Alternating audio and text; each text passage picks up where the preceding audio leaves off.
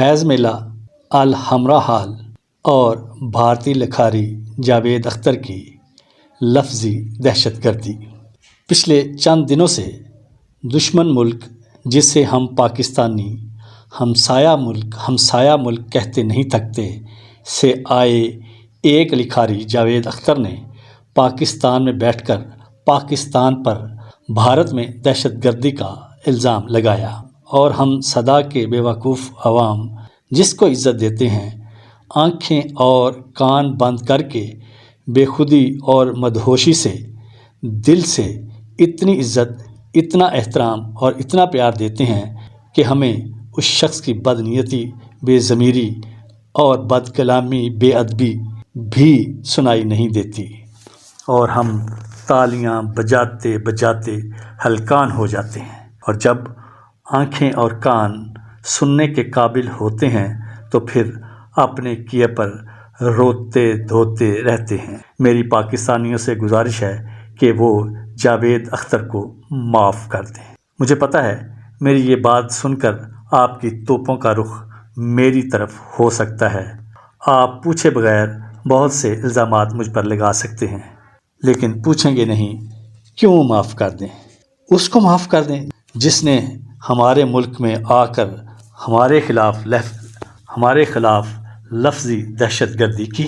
تو میرے پیارے پاکستانی بہن بھائیوں، جاوید اختر بیچارے کو اس لیے معاف کر دیں کہ اسے واپس بھارت میں جا کر رہنا ہے، وہیں سے ایوارڈ لینے ہیں، وہیں سے اپنی عزتیں گروی رکھ کر چند پیسے اور شہرت کمانی ہے، اور اب جب سے وہ پاکستان میں اپنی بے ضمیر اور بے ادب گفتگو کر کے گیا ہے، وہ بھارتیوں کا، خاص طور پر بھارتی ہندوؤں کا ہیرو ہے۔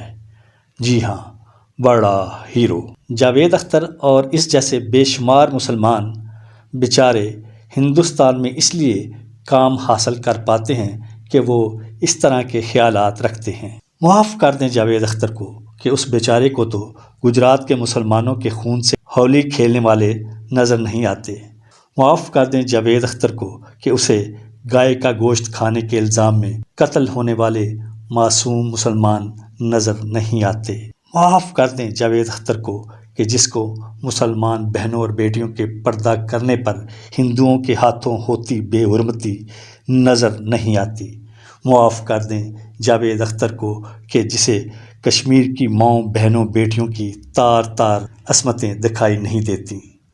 معاف کر دیں جاوید اختر کو جس کے کان مظلوم کشمیریوں کی آہ و بکا، سسکیاں اور چیخیں سننے سے قاصر ہیں۔ معاف کر دیں جاوید اختر کو کہ جسے کلبھوشن یادیو جیسا ان سروس دہشت گرد ہزاروں پاکستانیوں کا قاتل نظر نہیں آتا۔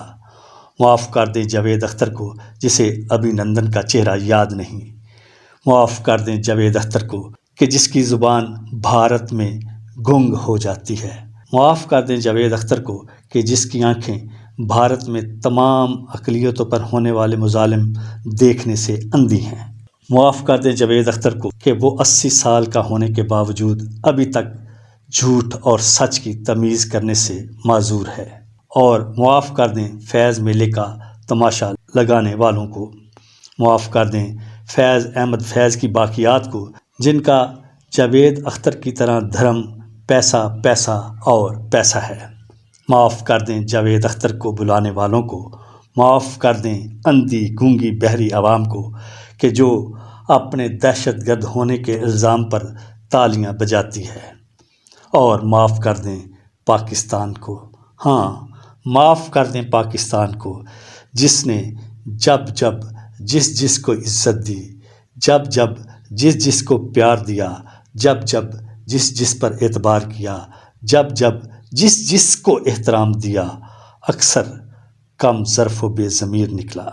آؤ کہ ایسے اور مہمان بنائیں، آؤ کہ ایسے اور دہشت گردی کا الزام لگانے والے بلائیں، اور پھر ان کو آنکھوں پہ بٹھائیں، دل میں بسائیں، تالیاں بجائیں کہ ہم خود اندھے، بہرے اور گونگے ہیں۔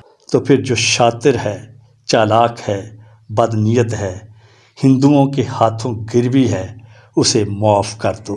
جاوید اختر کو معاف کر دو، کیونکہ مجرم وہ نہیں، ہم ہیں جو دشمن ملک سے آئے لوگوں سے دوستی کی توقع رکھتے ہیں۔